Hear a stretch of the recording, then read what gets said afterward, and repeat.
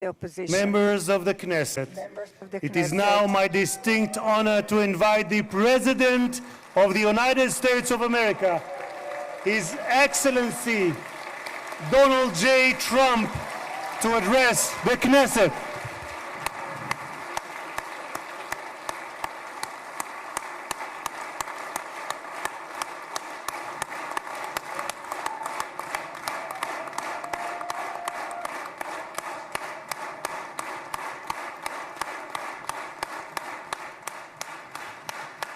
Thank you very much. Thank you.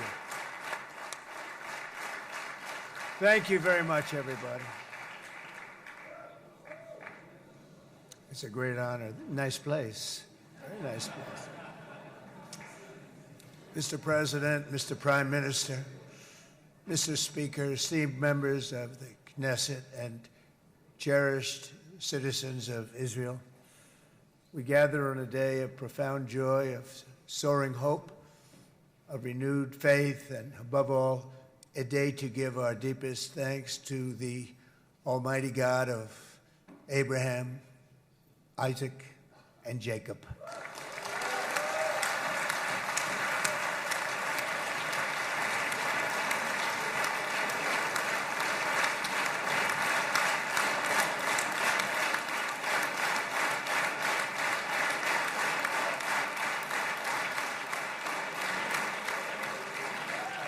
After 2 harrowing years in darkness and captivity, 20 courageous hostages are returning to the glorious embrace of their families, and it is glorious. 28 more precious loved ones are coming home at last to rest in this sacred soil for all of time. And after so many years of unceasing war and endless danger, today the skies are calm, the guns are silent, the sirens are still, and the sun rises on a holy land that is finally at peace, a land and a region that will live, God willing, in peace for all eternity.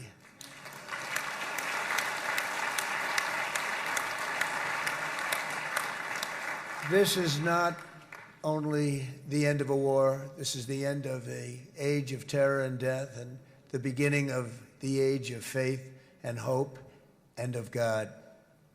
It's the start of a grand concord and lasting harmony for Israel and all the nations of what will soon be a truly magnificent region. I believe that so strongly.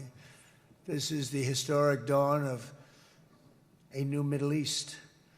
I want to express my gratitude to a man of exceptional courage and patriotism, whose partnership did so much to make this momentous day possible. You know who I'm talking about. There's only one, Prime Minister Benjamin Netanyahu. Bibi, please stand up.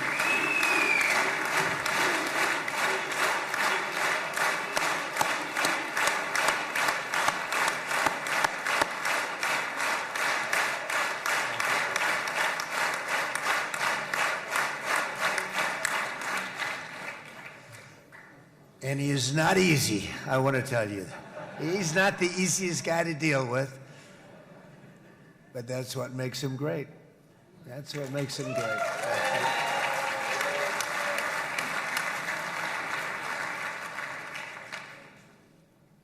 Thank you very much, baby. Great job.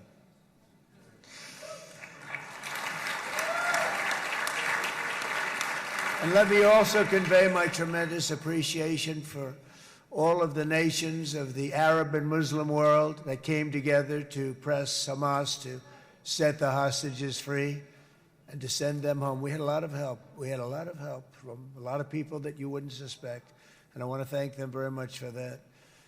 It's an incredible triumph for Israel and the world to have all of these nations working together as partners in peace. And it's pretty unusual for you to see that, but it happened in this case. This was a very unusual point in time, a brilliant point in time. Generations from now, this will be remembered as the moment that everything began to change, and change very much for the better. Like the USA right now, it will be the golden age of Israel and the golden age of the Middle East It's going to work together. I'd like to thank several great American patriots for their invaluable help in getting something done that almost everyone thought was absolutely impossible. We were wasting our time. So many people said, "You're just wasting your time." But we weren't, because we had talented people working with us, and we had people that loved your country, and frankly, people that loved the region. They loved the Middle East. I want to thank my friend Steve Witkoff.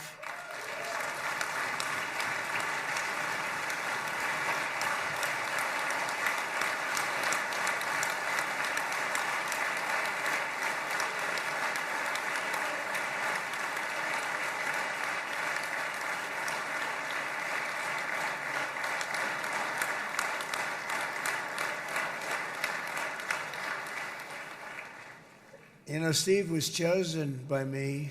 He never did this before, but I knew him as a few things. He was a great businessman, but I know a lot of great businessmen, to be honest with you. He had tremendous negotiating skills, but I know a lot of people that negotiate pretty well, although it is an art.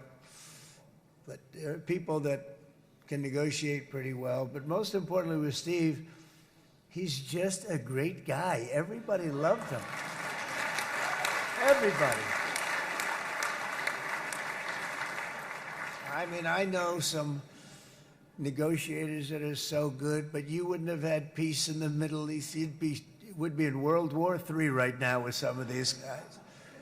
Everybody loves Steve, and they respect him, and they somehow can relate to him. I've known him for many years, and I've seen it over and over again. להוציא את חבר הכנסת עודה, להוציא אותו מהאולם, להוציא אותו מיד, החוצה, החוצה. Please expel this Knesset member. Please expel this Knesset member. להוציא גם את חבר הכנסת כסיף. להוציא את חבר הכנסת כסיף מהאולם. Expel Knesset member Kasif out of the hall. Please expel him immediately.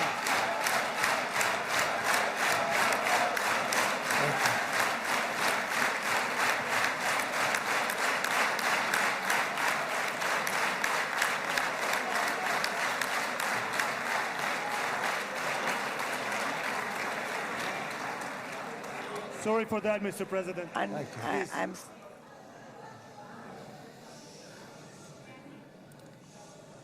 That was very efficient.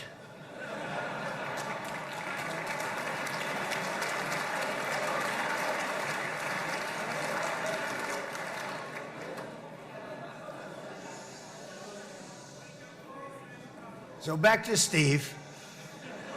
He's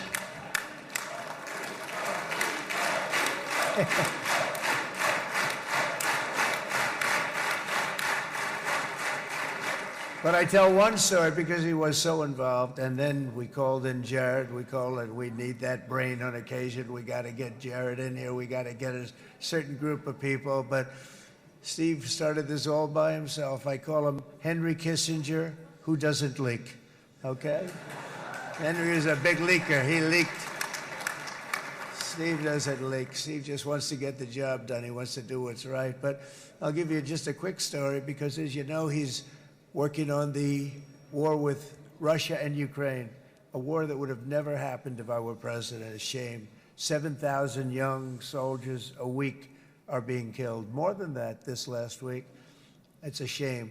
It should have never happened. But it did happen, and we won the race, and I took over this horrible war that's been raging, and I thought it would be easily settled. I thought it was a hell of a lot easier than doing what we just did very successfully with Israel and a lot of other people. But this came first, and we'll get that one. But I set up a meeting for him to meet with President Putin, thinking it would be a 15 or a 20-minute meeting. Steve had no idea about Russia, had no idea about Putin too much, didn't know too much about politics, wasn't that interested. He was really good at real estate, but he had that quality that I was looking for, and I didn't see it around in too many ways. And I set up the meeting with Putin, and I called. I said, is Steve finished yet? That was about a half an hour into the meeting. No, sir, he's not. He's still inside. This is in Moscow. I said, well, how's he doing? I don't know, sir. He's still inside. I called up an hour later. Let me speak to Steve. Sir, he's still with Putin. he's with President Putin. I said, wow, that's a long meeting, 1 hour. I called up an hour later, he was still with Putin. 3 hours later, he was still with Putin. 4 hours later, he started to get the word that he was going to be coming out soon. And in 5 hours, he came out. I said, what the hell were you talking about for 5 hours? And he says, just a lot of interesting things. We're talking about a lot of interesting things, including what he went in there for, but you can't talk about it for 5. You can talk about it for a certain period of time, and you know what you're getting. But that's a talent. That's a talent, where you can do that. Most people I'd send in, number one, they wouldn't be accepted. Number two, if they were, the meeting would last 5 minutes, and that's what happens with Steve. Everybody loves him. They love him on this side, they love him on the other side, and he really is. He's a great negotiator because he's a great guy. So thank you very much, Steve, very much.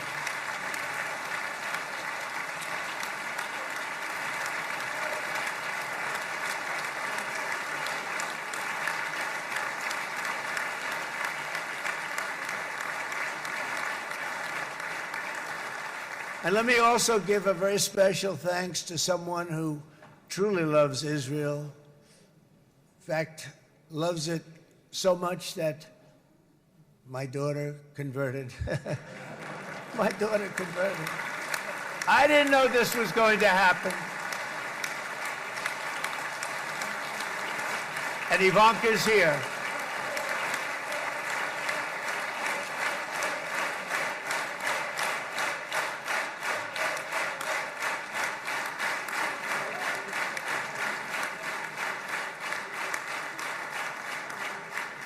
And Bibi, you do know this was not in the cards for me. You understand that. And she is so happy, and they are so happy. At least I think they're happy. If they're not, we have a big story, right? No, they have a great marriage, and they get along great. They're best friends. They have a very special relationship. But Jared has been so helpful. He really did something very special. He established the Abraham Accords with a group of very wonderful people. I like calling it the Avraham Accords, because people that,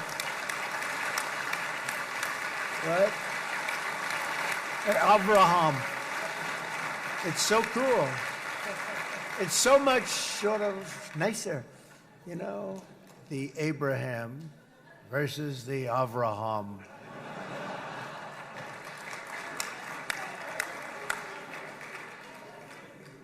I just don't want to sound too sanctimonious when I do it, so, you know, I sort of split it up. This way we keep everybody happy. But we have some very great talent, and they have no excuses for anything that's taken place, because we had some unbelievably good people working on this. And then you're going to add a man named Marco Rubio, who is also here. That's right.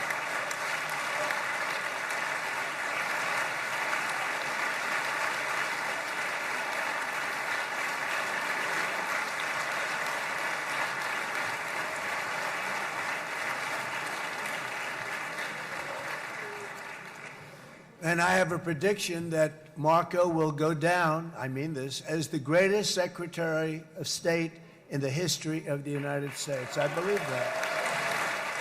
I believe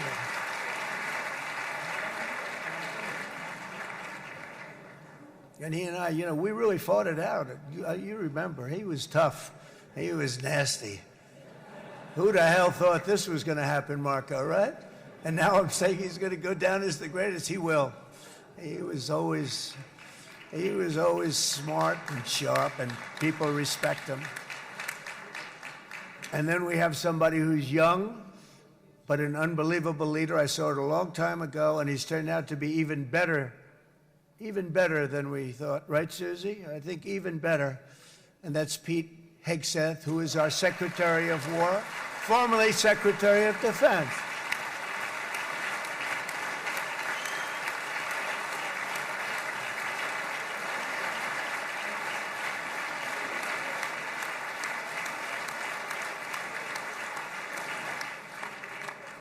And as you know, we decisively won World War I. We decisively won World War II decisively. And everything in between and everything before it, we won everything. And then they had the brilliant idea of changing the name from war, you know, it was war, to defense. And with that went a certain thinking. And we fought in a very politically correct way after that. We always had the strongest military, and now we have a stronger military than we've ever had before. Because of my first term, I've totally rebuilt the military, every aspect of it. But we have, if you think, we settled 8 wars in 8 months. I'm now including this one, by the way, if that's okay. They may say, well, that was quick, because yesterday I was saying 7, but now I can say 8. The hostages are back. The hostages are back.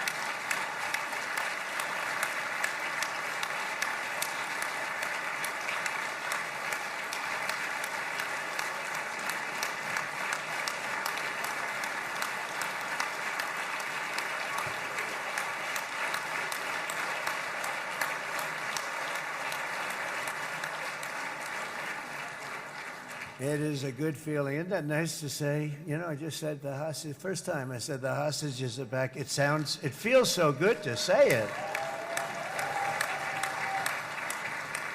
But when you settle 8 wars in 8 months, that means you don't like war.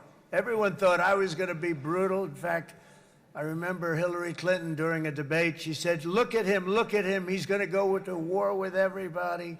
And actually, she said, he's got a personality that's all about war. No, and my personality actually is all about stopping wars, and it seems to work. It seems to work. But it also means this name change and our attitude that we're not going to go into a war, but if we do, we're going to win that war like nobody has ever won a war before. We will not be politically correct, but we're not going to be there. And I think, you know, as you mentioned, Bibi, before, peace through strength, and that's what it's all about. The United States has the greatest and most powerful military in the, right now, history of the world. I can tell you we have weapons that nobody's ever dreamt of. I only hope we never have to use them. I rebuilt the military. I was proud to do it, but some of the things I hated to do. I hated certain of the weapons because the level of power is so enormous. It's so dangerous, so bad. But we have to do what we have to do. We make the best weapons in the world, and we've got a lot of them.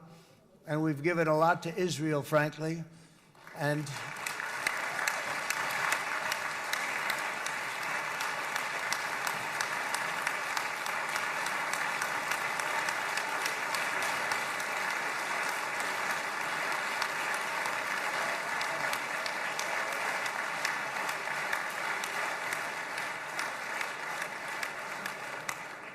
I mean, Bibi would call me so many times, can you get me this weapon, that weapon, that weapon? Some of them I never heard of, Bibi, and I made them.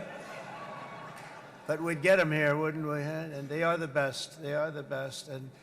But you used them well. It also takes people that know how to use them. And you obviously used them very well. But so many that Israel became strong and powerful, which ultimately led to peace. That's what led to peace.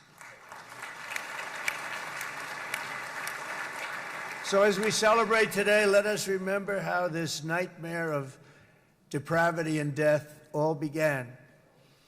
2 years ago, on the eve of the Simchat Torah holiday, thousands of innocent Israeli civilians were attacked by terrorists, and one of the most evil and heinous desecrations of innocent life the world has ever seen, the worst slaughter of Jews since the Holocaust. The cruelty of October 7th struck to the core of humanity itself. Nobody could believe what they were witnessing. The United States of America grieved alongside you, and we mourned for our own citizens who were so viciously taken that day.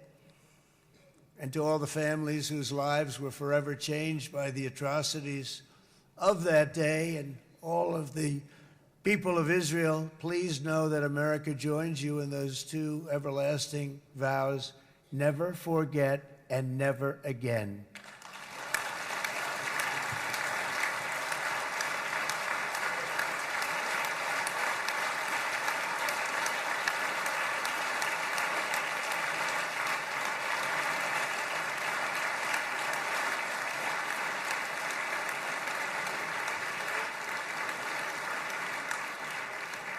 From October 7th until this week, Israel has been a nation at war, enduring burdens that only a proud and faithful people could withstand. It was a very tough period of time.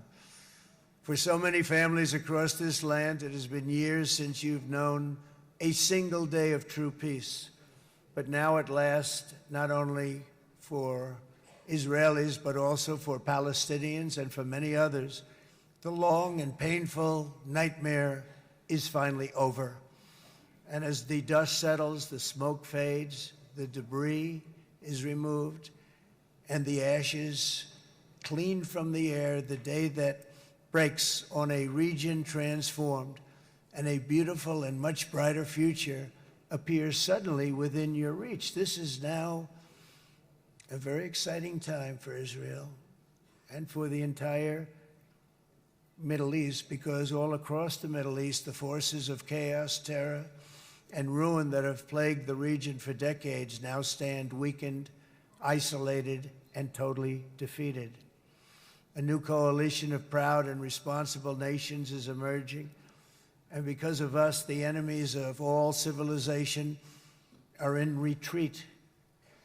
Thanks to the bravery and incredible skill of the Israeli Defense Forces and Operation Rising Lion,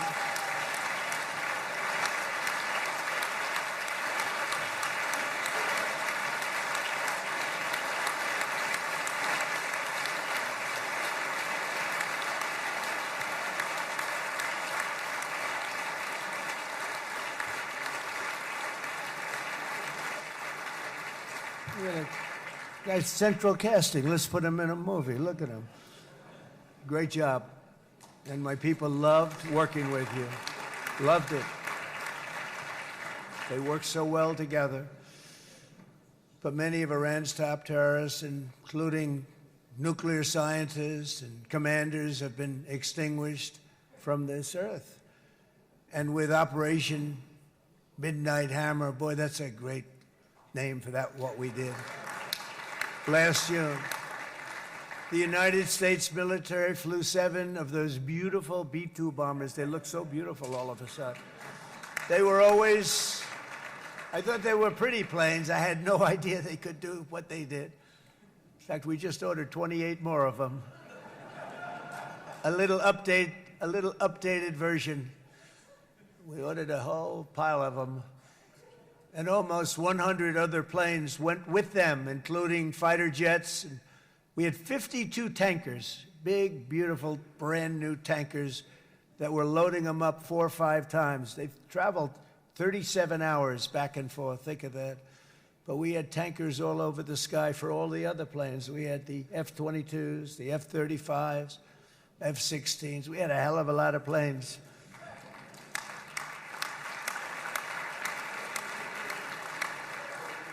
So we had 52 gas stations in the sky. That's what they call them. I'll tell you, I wouldn't want to be flying one of them. We have our great General Raisin Cain right here. General, stand up. This guy. What a general.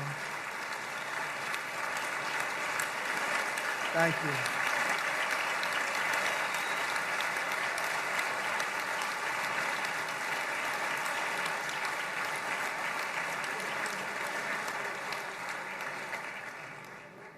I asked General Cain, I said, you know, we're having problems with ISIS, and I was in Washington, and I asked, how long would it take to defeat ISIS? And my Washington generals told me, 3, 4, maybe 5 years, sir. I said, I don't get it. We got the best equipment in the world. Why? So I flew to Iraq, and I met with a man named Cain. He said, what's your first name? He said, they call me Raisin, sir. I said, wait a minute, your name is Raisin Cain? I've been looking for you for a long time. You gotta be kidding. So they told me 3, 4, 5 years to defeat ISIS. And I sit down with him and I say, why is it? I flew there in the dark of night. I landed, I'll never forget it. It was quite a trip. I'm glad I made it because I met him. I said, could I ask you, General? I come down. He said with another general and a sergeant. Everybody was like central casting. They could go into a movie right now. Between him and you guys over here, we could get rich making movies, okay? And they got along so great. That's the beautiful thing, that your military and our military, Bibi, got along so great. But what I was told by the television generals in Washington, we have the best equipment in the world. Why is it taking so long? And they said, 4 years. I said, so let me ask you, Raisin, how long would it take you to defeat ISIS? Sir, we can do it in 3 weeks, but you'll probably have some time left over. I said, you gotta be kidding. What the hell are you talking about? They said 4 years. I said, well, sir, look, it's not my place to say, but you're asking me the question. What you have to do is you hit them from the west, you hit them from the north, you hit them from the south, you hit them above, you hit them below. I said, so why didn't they do it? And he didn't want to speak badly of his superiors, which is hard to believe they were his superiors. It should have been the other way around a long time ago, because he's the one that did Operation Hammer. It was flawless. It was flawless. It was absolutely flawless. And I said, so you really think you can do it in 4 weeks? Yes, sir, 100%. You have to do it differently than they were doing it. They were using one base, and it was hundreds of miles away. And he says, we have all these portable bases all over the Middle East. And they didn't want to use them because they didn't want to offend the country where the portable... They wouldn't have even known what the hell the planes were going up, right? They wouldn't have known. But he said, no, they didn't want to defend anybody, offend anybody. And but we can do it in 4 weeks. I said, you sure about that? I'm going to call you back. I'll call you back on Monday. I'm going back to Washington. But you think 4 weeks? Yes, sir, I think we can do it in 4 weeks. We'll have time left over. So I call him on Monday. I say, you think you can do it? 4 weeks. I said, go ahead and do it. He did it. I'll tell you, he did it in 4 weeks, less than 4 weeks. So, General, stand up, please. Again, this is a real general. This is not a television general. He doesn't want to go on television.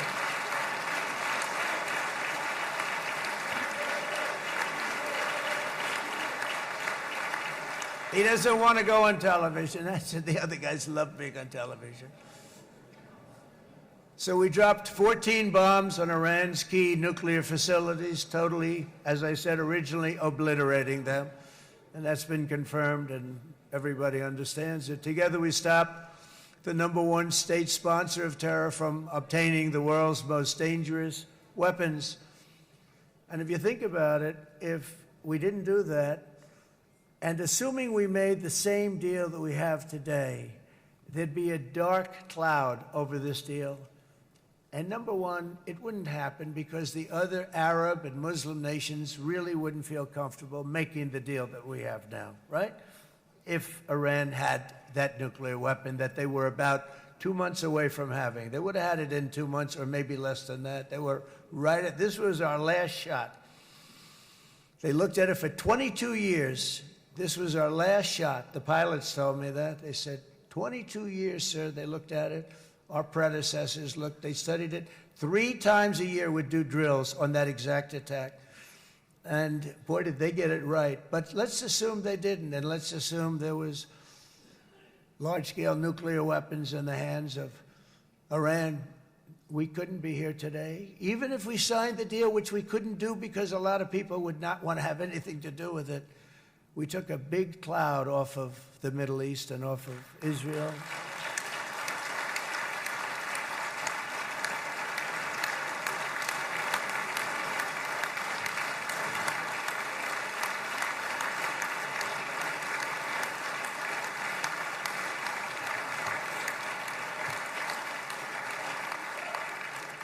And it was my honor to help.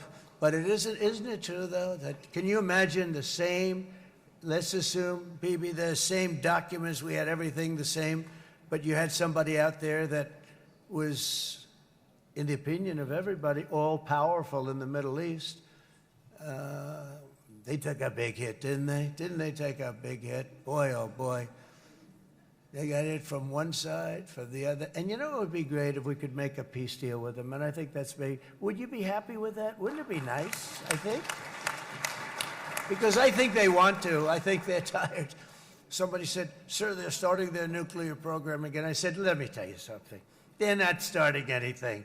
They want to survive. The last thing they want to do is start digging holes again in mountains that just got blown up and start. They're not doing it. They want to survive, okay?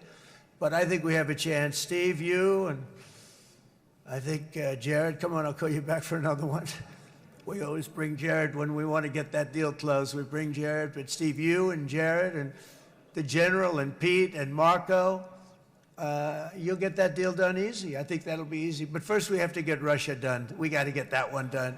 If you don't mind, Steve, let's focus on Russia first, all right? We'll get it done. In Lebanon, the dagger of Hezbollah, long aimed at Israel's throat, has been totally shattered. My administration is actively supporting the new president of Lebanon in his mission to permanently disarm Hezbollah's terror brigades. He's doing very well. And build a thriving state at peace with its neighbors, and you're very much in favor of that, I know, and good things are happening there, really good things. And with this week's ceasefire, we've achieved the most challenging breakthrough of them all, the most challenging breakthrough maybe ever. I mean, I've never seen anything like it. I've been involved in a lot of success. I have never seen anything like what's going on today all over the world. People are dancing in the streets, not just in Israel. They're dancing in the streets of countries that would have never danced in the street about what's happening today. They're dancing in those streets. So this long and difficult war has now ended. You know, some people say 3,000 years, some people say 500 years, whatever it is. It's the granddaddy of them all. And in an unprecedented achievement, virtually the entire region has endorsed the plan that Gaza will be immediately demilitarized, that Hamas will be disarmed, and Israel's security will no longer be threatened in any way, shape, or form.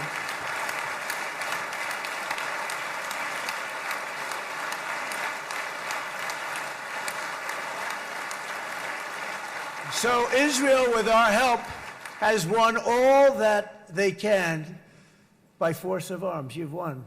I mean, you've won. Now it's time to translate these victories against terrorists on the battlefield into the ultimate prize of peace and prosperity for the entire Middle East. It's about time you were able to enjoy the fruits of your labor. Mr. Opposition Leader. I said he's a very nice opposition leader. I think, no, he's a nice man. Bibi, he's a nice man. Good. He knows what he's doing, right? No, a very nice guy. Well, see, now you can be a little bit nicer, Bibi, because you're not at war anymore, Bibi.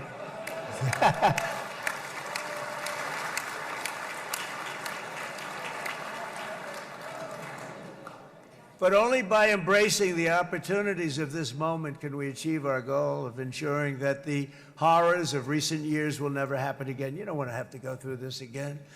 8 years ago, I came to this region on a very special first trip abroad as the President of the United States. I came here very early at your request. I addressed the leaders of the Arab and Muslim world gathered in Saudi Arabia and said that it was time to build a future free of the grip of extremism and terror. And interestingly, right now, as soon as I'm finished, I'm quite late. You've kept me quite late between opposition leaders and Bibi's brilliant but very long speech.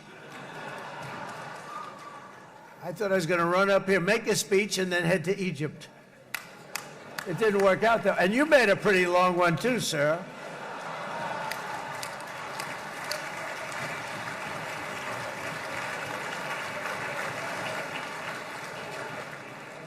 But I liked what you all said. It could be worse. Supposing on top of it, I didn't like what you said. That would be no good, Ron, would it? Ron, you did a great job, by the way, Ron.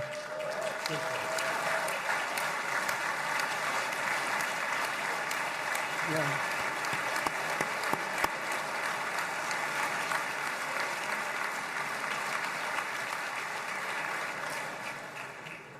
So I'm going to be meeting, actually, in a little while, I'm going to be meeting with the most powerful, the richest nations, really, in the world, although now, with the tariffs, the United States is by far the richest nation in the world, as you probably have been reading.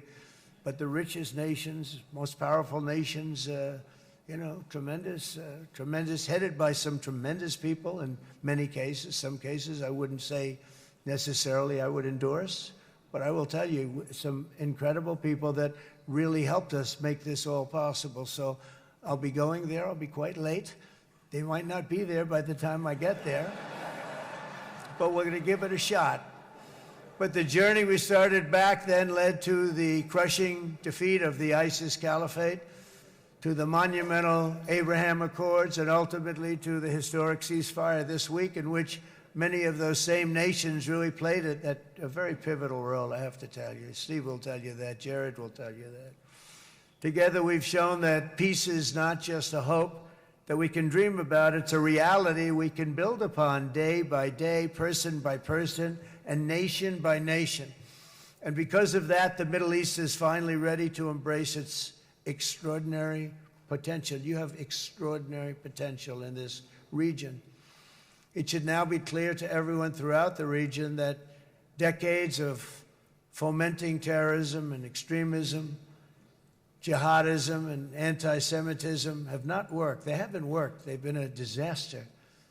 They've just killed. They've killed.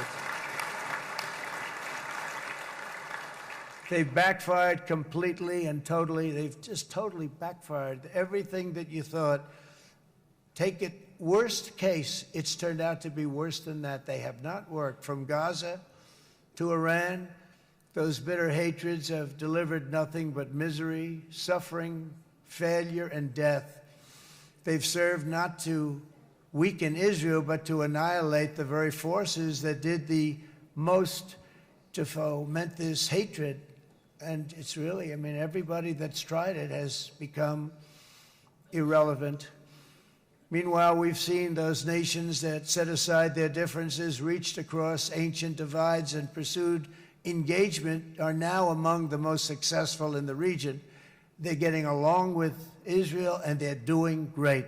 And I can tell you the 4 nations that joined the Abraham Accords early on, and you'd all be doing me a favor, and I'm going to be saying this in a little while to some other friends, would love you all to, is this right, Jared? Join up in the Abraham Accords. We have to join up and get together. You can have that whole thing filled out. We had a very weak administration, worst president in the history of our country by far. And Barack Obama was not far behind, by the way.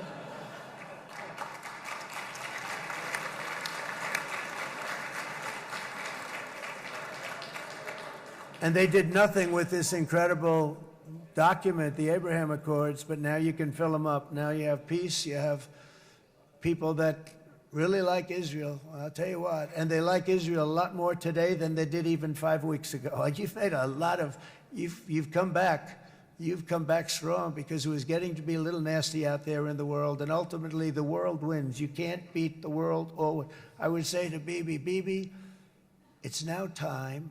And he understood it better than anybody, because ultimately, you know, the world's a very big place. And I've said a lot. I said, this piece of land is very small. It's unbelievable what you've done with that tiny, you look at a map even of just, not the world, the Middle East, and you have this little dot. And think of what you've done. It's incredible. It's incredible.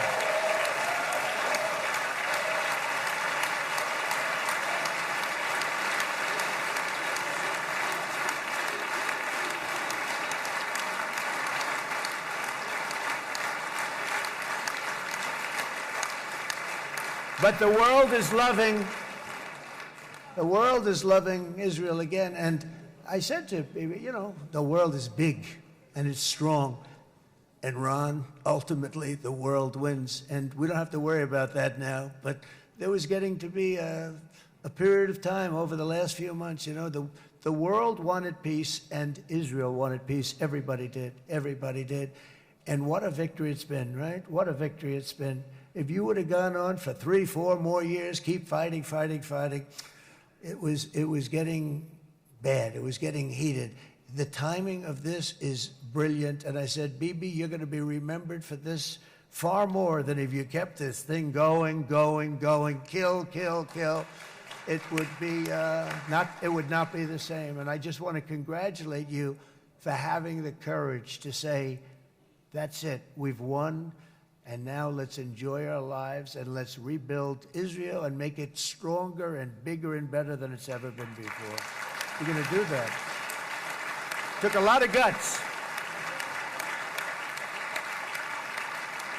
And the choice for Palestinians could not be more clear. This is their chance to turn forever from the path of terror and violence. It's been extreme, to exile the wicked forces of hate that are in their midst. And I think that's going to happen. I've met some people over the last couple of months that want to see it happen very much. And after tremendous pain and death and hardship, now is the time to concentrate on building their people up instead of trying to tear Israel down. We don't want that to happen again.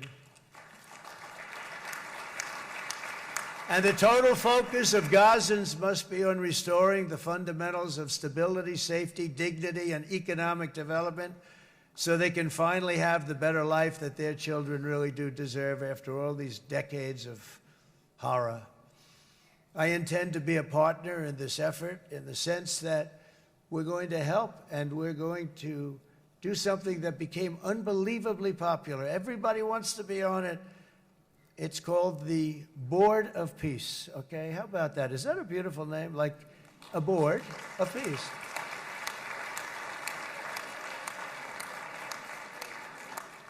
The only bad thing from my standpoint, every single nation involved has asked me to be the chair, and I'll tell you, I'm very busy.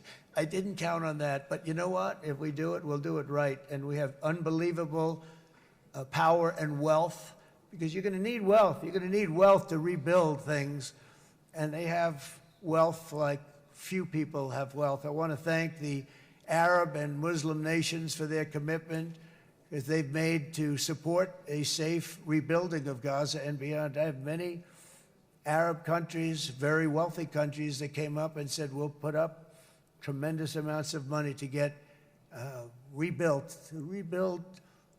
Gaza. And I think that's going to happen. The power, they want dignity, they want to come forward, and they want to say, and I want to say who they are, because what they're doing is going to be, I think, something that you're going to be very impressed with, Bibi. And you need that. You need the kind of economic power that they have, and they want to see it work.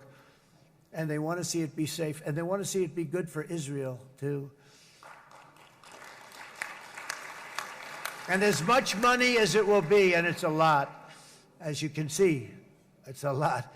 For these countries, it's relatively little relative to their worth.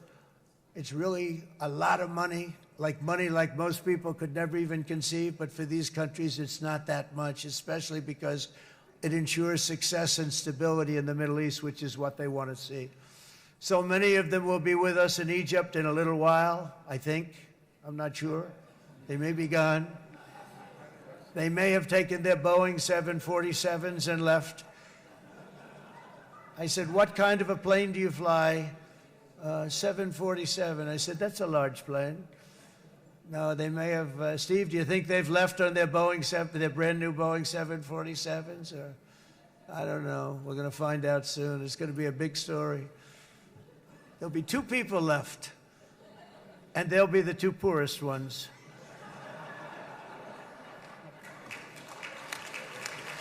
But it will be the wealthiest and most powerful group of nations. So the group that we have assembled, that's waiting for us, is the wealthiest and most powerful group ever assembled at one time. There has never been a group like this. And they're only looking for good. They want good. They're going to do good.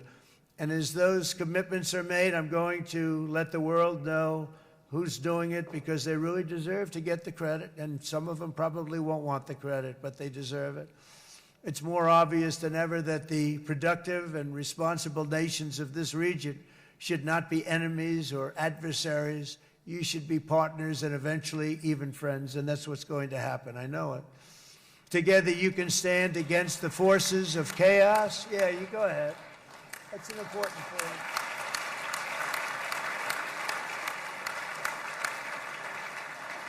Because you can stand against the forces of chaos that threaten all of your interests, and it's always a big threat, and unleash incredible prosperity and opportunity for all the people of these lands, and that's what's going to happen. You're going to unleash numbers and success, the likes of which Israel has never been able to think of, because you're so firm, and you should be, and you've done the right thing in defending yourself.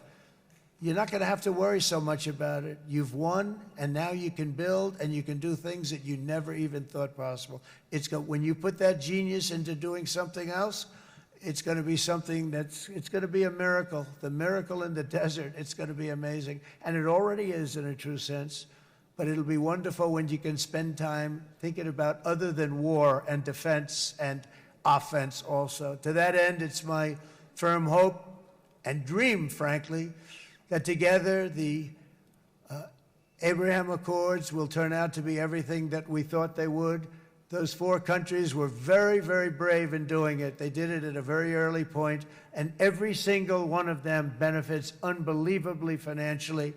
And if you noticed, even in this bad period that we just went through, they all remained a member of the Abraham Accords. They've done unbelievably well. And you know who you are, and I want to thank you.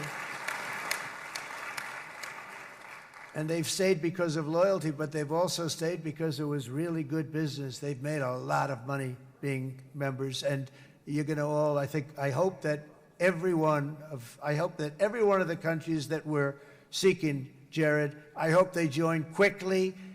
No games, no nothing. Just join, get it. It's going to be a great peacemaker. It's really going to bring it together beyond anybody's wildest dream. So instead of building fortresses to keep enemies at bay, the nations of this region should be building infrastructure to weave your commerce closer together, because you've got to compete with the big world out there in commerce now. It's a different kind of competition. Instead of making weapons and missiles, the wealth of this region should flow to schools and medicine, industry, and, frankly, the new hot thing, artificial intelligence. It's a lot of intelligence you're going to have to be thrown off to pay back these sums of money that they're doing. But that's really the hot one. And I might say that the United States, a year ago, was a dead country. I say it to people. I heard it first from the King of Saudi Arabia. I then heard it from UAE. I heard it from Qatar. I heard it from many other countries. A year ago, the United States of America was a dead country. Now it's the hottest country anywhere in the world. It is the hottest. There's no question about it.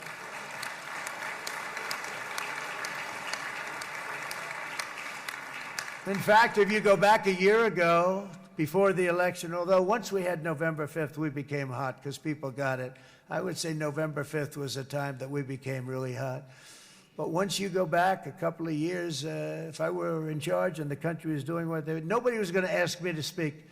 Nobody asked Joe Biden to come up and speak, I guarantee you that. And if they did, he would have turned them down, I promise you. He didn't speak. He didn't speak, and he didn't speak well. But all of the countries in the Middle East, it could have, what we're doing now, it could have happened a long time ago, but it was strangled and set back almost irretrievably by the administrations of Barack Obama and then Joe Biden. There was a hatred toward Israel. There was an absolute hatred.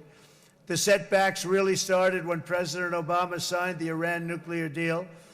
This was a disaster for Israel, and it was a disaster for everyone. And I remember that Bibi Netanyahu came to the United States and worked so hard to try and get Obama not to do that deal.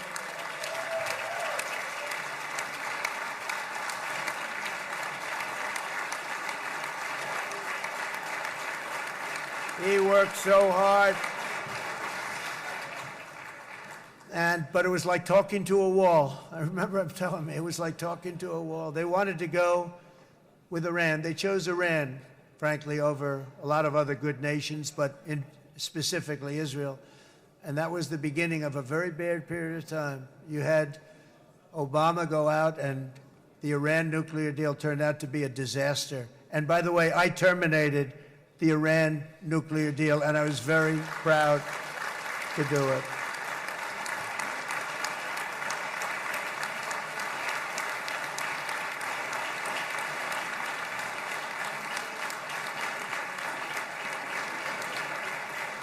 Yet even to Iran, whose regime has inflicted so much death on the Middle East, the hand of friendship and cooperation is open. I'm telling you, they want to make a deal. That's all I do in my life. I make deals. I'm good at it. I've always been good at it. And I know when they want.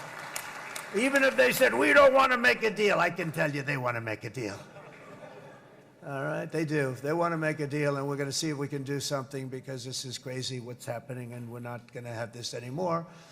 Neither the United States nor Israel bear the people of Iran any hostility. We merely want to live in peace. We don't want any looming threats over our heads, and we don't want to even think in terms of nuclear destruction. It's not going to happen, never will happen. There's nothing that would do more good for this part of the world than for Iran's leaders to renounce terror, stop threatening their neighbors, quit funding their militant proxies, and finally recognize Israel's right to existence. They have to do that. They have to do that. And to Iran, and as you know, this is not said out of weakness. There's no weakness. But I'm going to say this, that we are ready when you are, and it will be the best decision that Iran has ever made. And it's going to happen. It's going to happen. And they're good people. I know a lot of Iranians in the United States. They're good people, smart, hardworking people. They don't want to see what's happened to their country. The story of fierce Israeli resolve and triumph since October 7th should be proof to the entire world that those who seek to destroy this nation are doomed to bitter failure. The state of Israel is strong, and it will live and thrive forever.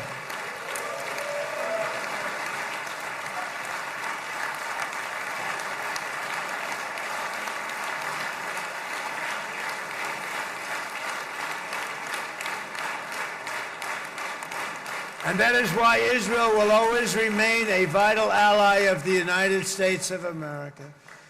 Israelis share our values, field one of the world's most powerful militaries. You really do. You have an amazing, what a job you've done. And have one of the most innovative economies on earth. Those are just a few of the reasons why I'm proud to be the best friend that Israel has ever had. And they all say it in the White House. They all say it. I guess it's true because everybody says it, Bibi. You said it today. Thank you. But as president, I terminated the disastrous Iran nuclear deal, and ultimately I terminated Iran's nuclear program with things called B-2 bombers. It was swift, and it was accurate, and it was a military beauty. I authorized the spending of billions of dollars, which went to Israel's defense, as you know. And after years of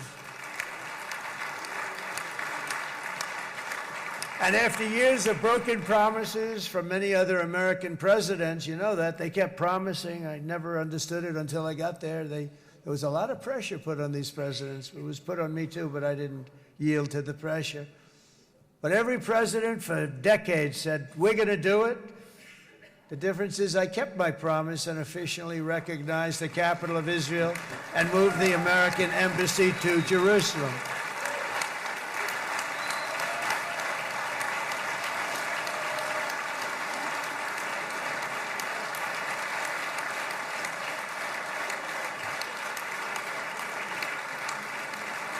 Isn't that right, Miriam? Look at Miriam. She's back there. Stand up, Miriam. Stand up.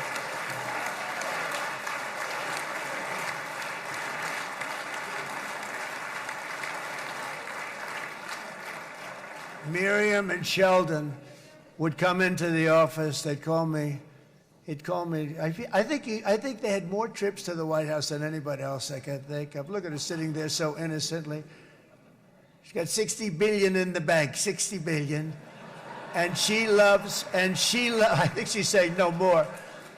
And she loves Israel, but she loves it, and they would come in, and her husband was a very aggressive man, but I loved him. He was a very aggressive, very supportive of me. And he'd call up, can I come over and see you? I say, Sheldon, I'm the President of the United States. It doesn't work that way. He'd come in, but they were very responsible for so much, including getting me thinking about Golan Heights, which is probably one of the greatest things to ever happen to Israel.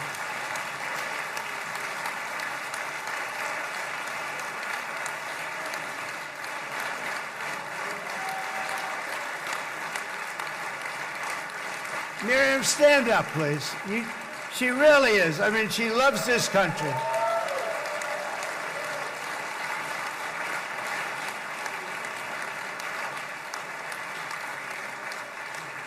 She loves this country. Her and her husband are so incredible. We miss him so dearly. But I actually asked her, I'm going to get her in trouble with this, but I actually asked her once, I said, so Miriam, I know you love Israel. What do you love more, the United States or Israel? She refused to answer. That might mean Israel, I must say. We love you. Thank you, darling, for being here. That's a great honor. Great honor. She's a wonderful woman. She is a great woman. I've always stood for the people of this community, and I always will. I'll always be with you. I'm always going to be with you. I guess maybe something could happen to change my mind. Somebody that's really stupid gets into office and wants to do really bad things, but that's about it. We don't think we're going to have that happen. I hope we're not going to have that happen. And this man is a good man right here. These two men are good men right here.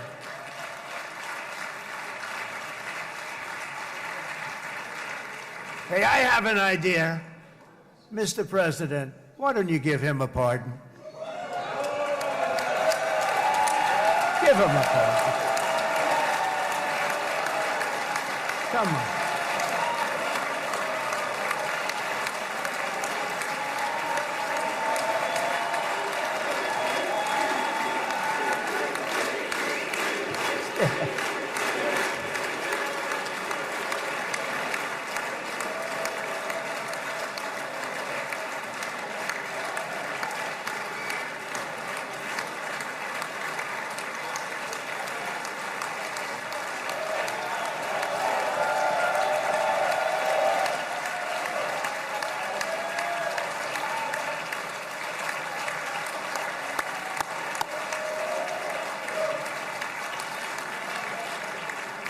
By the way, that was not in the speech, as you probably know.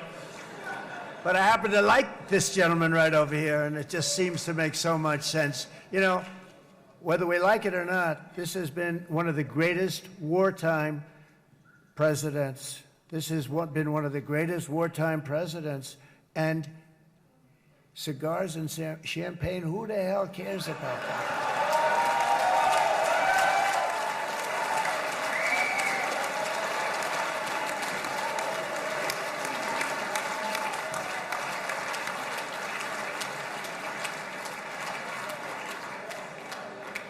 All right, enough controversy for the day, right? Actually, I don't think it's very controversial. So, you know, I mean, I see so popular. You are a very popular man. You know why? Because you know how to win.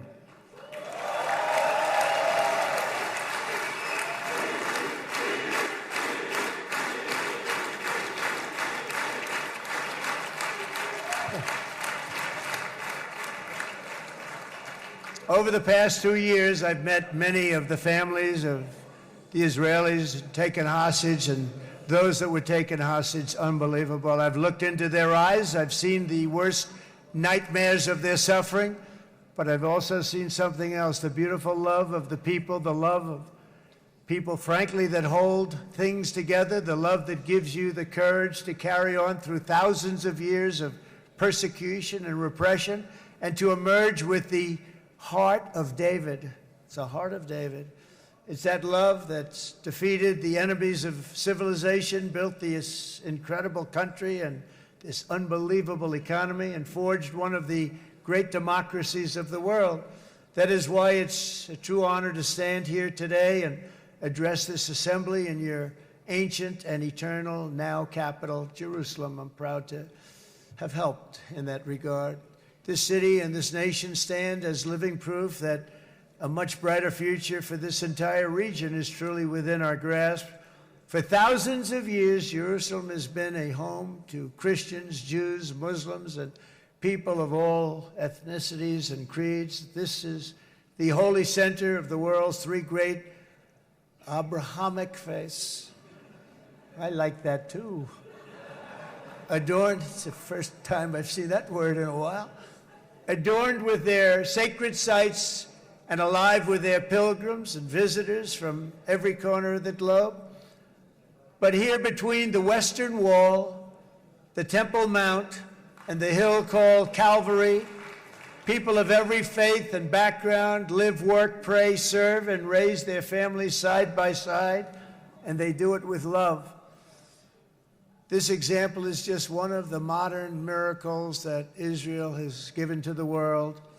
And just in closing, the leaders in this chamber know better than anyone else the challenges of this harmony, and it's been easily won. No, it hasn't. It has not been. It's been so tough, but it has been, some say, a miracle. What you've done is a miracle. Look at your size. Look at your chances when it all started. And you know, if you think about it, you are safer today, stronger today, and more respected today than at any time in the history of Israel. Think of it. People used to say it wouldn't exist. They don't say that anymore, do they? Yet if safety, security, and coexistence can thrive here in the winding alleys and ancient paths of Jerusalem, then surely peace and respect can flourish among the nations of the broader Middle East. The God who once dwelled among his people in this city still calls us, in the words of Scripture, the turn from evil and do good, to seek peace and pursue it. So he still whispers truth into the hills and knolls and valleys of his magnificent creation, and he still writes hope into the hearts of his children all over the world. And that is why even after 3,000 years of pain and conflict, the people of Israel have never given up from the threats of Zionism, from all sorts of threats. You want the promise of Zion. You want the promise of success and hope and love and God. And the people of America have never lost faith in the promise of a great and blessed future for all of us. From the very first day that modern Israel was founded, we have stood together through thick and thin of setbacks, and through victory and defeat, through glory and heartache. We have built industries together. We have made discoveries together. We have confronted evil together, and we have waged war together. And perhaps, most beautifully of all, we have made peace together. And this week, against all odds, we have done the impossible and brought our hostages home.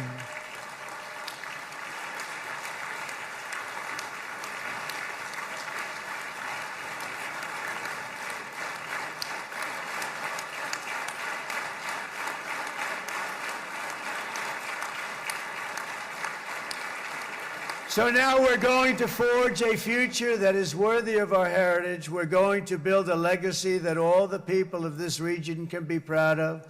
New bonds of friendship, cooperation, and commerce will join Tel Aviv to Dubai, Haifa to Beirut, Jerusalem to Damascus, and from Israel to Egypt, from Saudi Arabia to Qatar, from India to Pakistan, from Indonesia to Iraq, from Syria to Bahrain, Turkey to Jordan, the United Arab Emirates, to Oman, and Armenia, to Azerbaijan, another war that I just settled.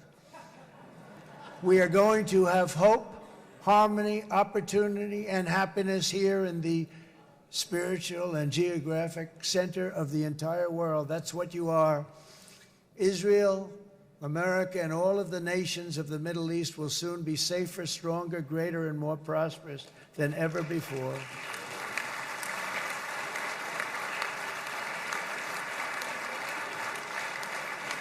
And I want to thank you all once again for this exceptional honor. This has been truly an honor. It's seldom that a president is invited to do this. And I love Israel. I'm with you all the way. You will be bigger, better, stronger, and more loving than ever before. Thank you very much. God bless you. God bless the United States of America. And God bless the Middle East. Thank you, everybody. Good luck. Thank you very much. Thank you.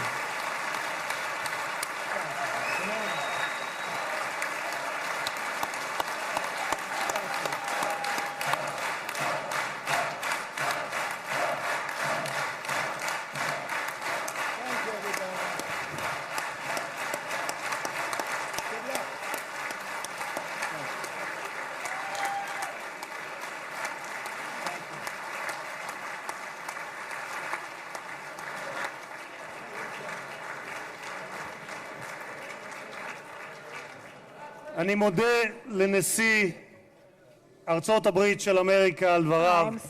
חברות וחברי הכנסת, תם סדר היום.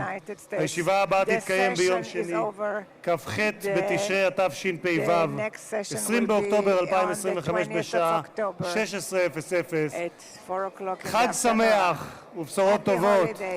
ישיבה זו נעולה. כבוד הנשיאים וכבוד יושב ראש הכנסת.